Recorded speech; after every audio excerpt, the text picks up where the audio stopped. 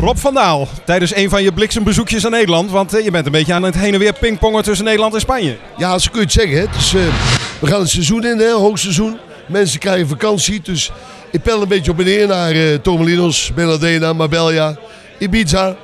En dat zijn niet allemaal snoepreisjes, want dat is gewoon keihard werken.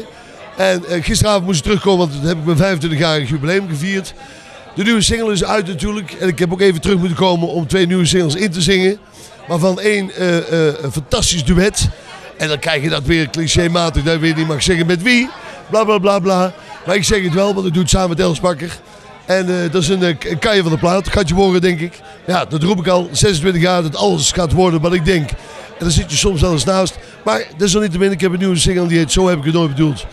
En die doet in ieder geval lekker. Dus alle reden om weer even terug in Nederland te zijn. Waar haal jij de tijd vandaan? Goed plannen, goed management.